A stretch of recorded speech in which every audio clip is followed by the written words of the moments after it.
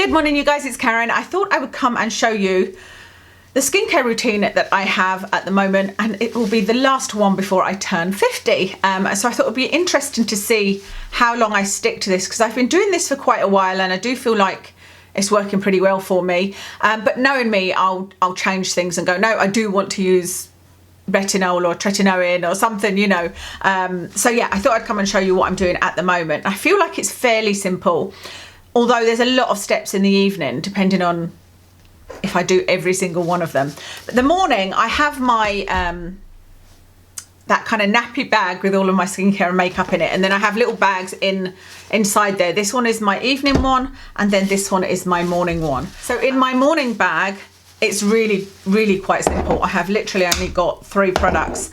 I do always use my micellar water. I use my micellar water first thing in the morning over my eyes and my face, and I also use it in the evening regardless of how I've taken my makeup off.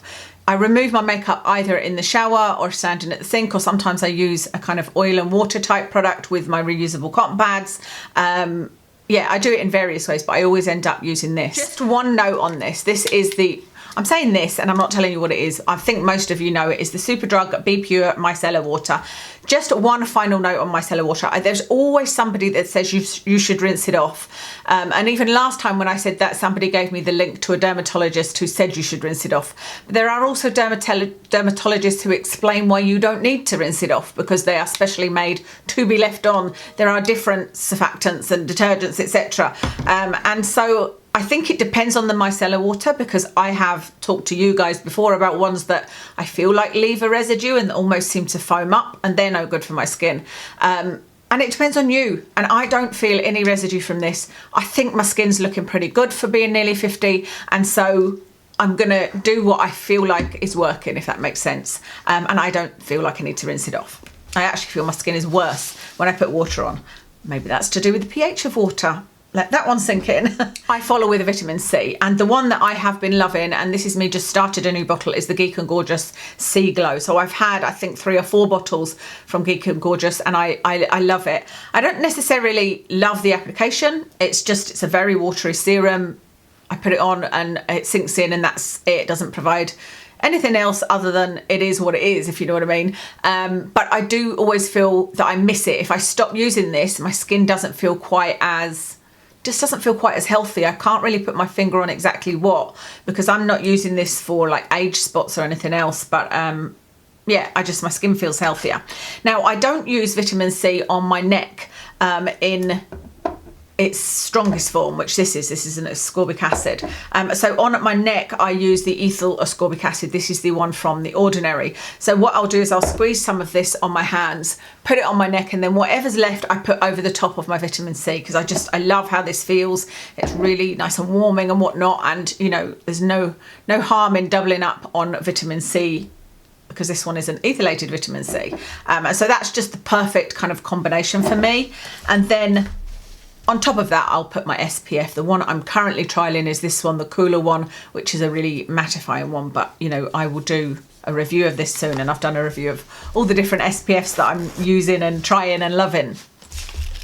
So that's me in the morning. You know, I might wait a couple of minutes before putting makeup on, but I don't wait very long at all. But the evening, it gets more complicated. So the evening, I've taken off my makeup. I've used my micellar water. I sometimes use an acid toner, and the one I've got at the moment is this Sally Hughes one called Placid. So I'm trialing that one at the moment. And then the next thing I've been putting on is, well, the next thing I'm putting on depends on whether or not it's time for me to tan, and how my skin's feeling. 9 times out of 10, I'm putting on the matrixyl. So this is the matrixyl 10%. I've not long bought this from the Ordinary, and I'm realizing I need to buy more than 1 bottle of this when I put an order in, so I'm going to order another couple of bottles of this. But I love the matrixyl. This is the matrixyl 10%. It feels nice going on. It feels really nice and silky, not just like a watery serum. I put it on my face and my neck. I put it right around my eyes. You know, it doesn't sting my eyes or anything like that. And yeah, it feels lovely. And the only reason I wouldn't use this and would use the lactic acid, so this is the lactic acid 10%, I'm just starting a new bottle from the Ordinary, I just bought this as well, is I use this, if my skin was feeling really dry and flaky for some reason, I would use this, or the day before I tan, I use this just to kind of make sure I'm getting rid of any last little bits of tan. So I like to use this maybe twice a week instead of the matrixyl. After I have used the matrixyl, and it wouldn't work so well with the lactic acid, but after that I have been using this face sculptor, I think it's called, by Current Body, and I just love it. I use it, I go a couple of times here, a couple of times here, a couple of times on each brow, and then a couple of times on my jawline. I don't know if that's doing anything. The idea is it pushes your skincare in further and can eventually tone up and whatnot. I don't know how much of that is true and how well it will work, but I feel like it brings the blood to the surface of my skin and makes my skin look healthy, and it feels really relaxing. So even if it didn't do anything, I'd probably still do this step because I've got tight muscles everywhere on my body. I went for a physio massage this week because, you know, it's one of the things I use to try and help my migraines, and she was giving me a hand massage, and I was like, oh my goodness, there's a bit in my hand that's really, really tight, and also on the front of my chest was really, really tight. So it can be surprising when you have tight muscles, and I can feel it even with this. I'm like, it just feels really, really relaxing. So I love that stage so much that I've done that ever since I've got that. I've used it every single day and really look forward to using it. Like I said, it doesn't work as well when I use the lactic acid. I would tend to wait until I put my moisturiser on, but just the matrixyl on its own is enough for that to, you know, work really well. After that, I put on my Retinal by Geek and Gorgeous, and if I've used my lactic acid, I just wait a couple of minutes, not very long at all, and then I will use my Retinal, because this is not it's not Retinol, because Retinol bothers my skin, as you guys know. It makes it come out in rashes and all sorts, regardless of how tiny a percent there is in there. And tretinoin doesn't irritate my skin, but makes it very dry and flaky. But this is Retinal, so it's one step away from retinoic acid. But I love this. I really love this. It never ever irritates my skin. It just sinks in. I only use it on my face. I don't use it on my neck. But again, I've gone through about 3 or 4 bottles of this from Geek and Gorgeous.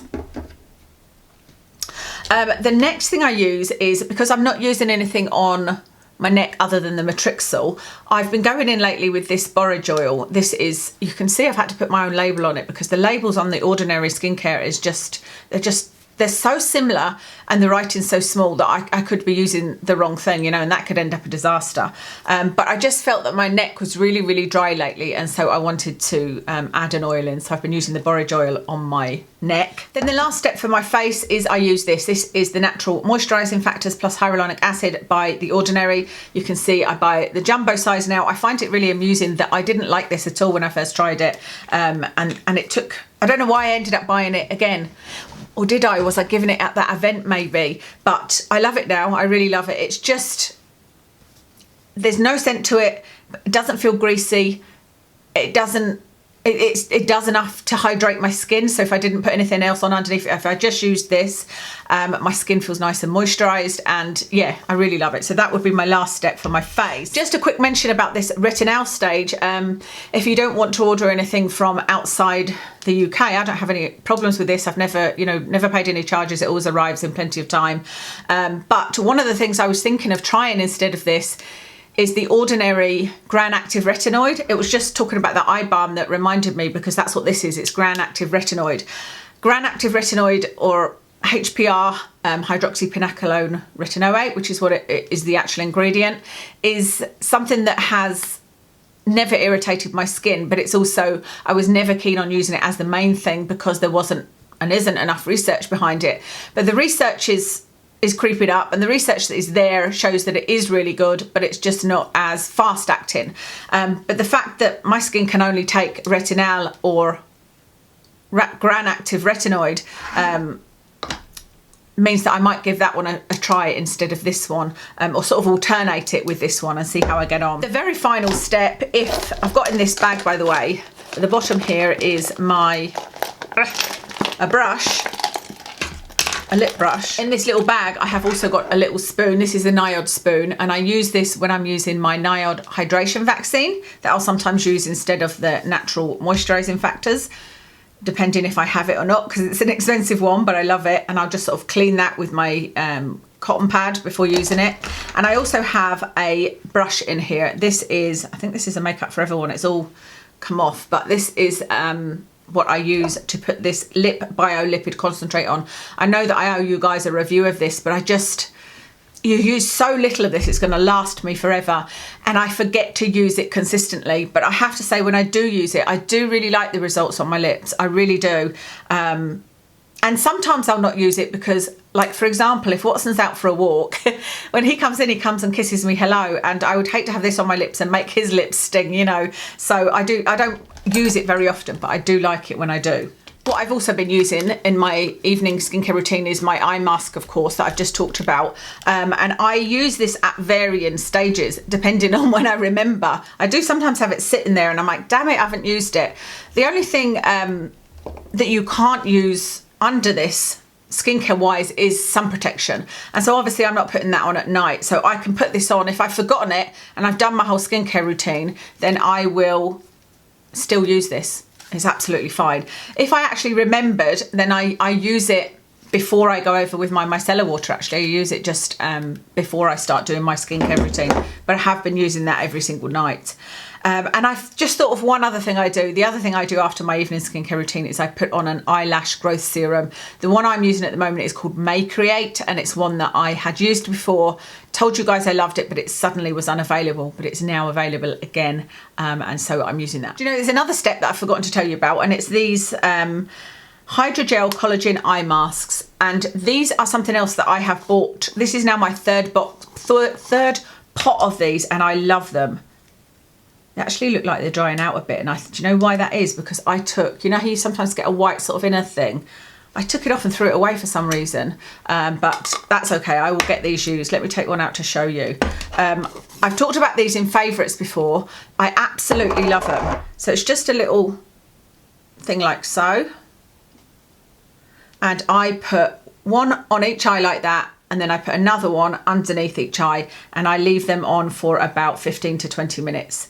I don't know how long you're actually supposed to leave them on. It doesn't actually tell you. It doesn't actually say, but I just leave them on for that until they start sort of annoying me. You know, they stick really well. You can get up and walk around with them on. When you first get them, they're so watery that they kind of slip off. So I tend to take them out and sort of just turn them over a couple of times on my hands before I put them on. But honestly, it gives you the kind of eyes that you wish you had. You know, you put them on and they look so smooth, and you think, I wish my eyes looked like this all the time. But when you take them off, they look pretty smooth as well. And I feel like this is something that would be great to use if you had a really special event to go to, like, I don't know, your wedding or a wedding guest or some sort of event. Using these beforehand would be really good, because it really just also almost plumps the skin up, and, you know, my eyes don't end up looking as wrinkly. Absolutely love these. And I have also used these sometimes underneath my eye mask. That is absolutely everything from my skincare routine. I hope that you enjoyed that. Like I said, I will come back and talk about my routine if and when it changes, being 50 plus. It's quite scary, isn't it? But I hope you enjoyed that. I will list all of my makeup in the description, and I'll speak to you again soon.